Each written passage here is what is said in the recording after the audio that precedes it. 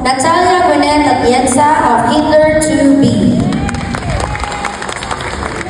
As I stand before you today, my heart is filled with gratitude and excitement.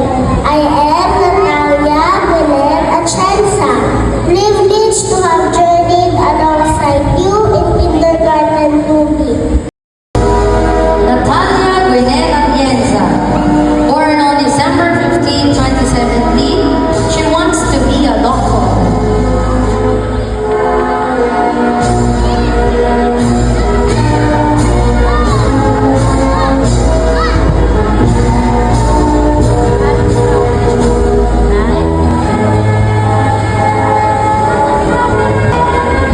Natalia Gwyneth Atienza, Initiative Kid Award, Collaborative Kid Award, Early Bird Award, Special Recognition in Literary Arts, Best in Reading, Best in Language, Best in Filipino, Achiever.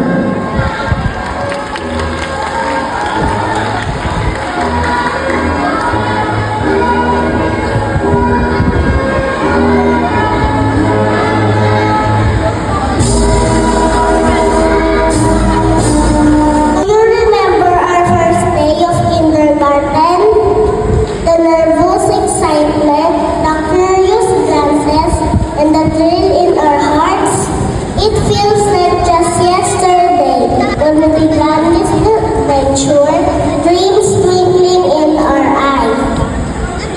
Throughout finger paints, alphabet songs, and playground adventures, we've learned more than just letters and numbers. We've discovered the essence of friendship, kindness, resilience, and the power of imagination. Each film stroke became a masterpiece. Each shared story, a treasure, and every challenge, an opportunity for victory. Today, as we stand on the edge of a new chapter, let's remember one simple truth: the power of believing in ourselves. Each of us is a unique spark of potential, capable of making our mark in the world. As we step into the unknown of elementary school, let's carry this truth with us.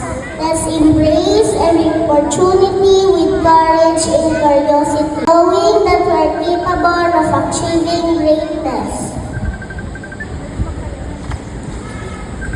Let's view setbacks as stepping stones on the path to success, understanding that failure is not a destination, but a detour. Above all, let's express our gratitude to our Teacher Hyven, for her unwavering dedication, and to our parents, our biggest supporters and fans. So, my dear friends, as we bid farewell to kindergarten, let's set sail for a new horizons, with heads held high and hearts beating with hope, for we are the class of 2024, and the world awaits our brilliance, and I thank you.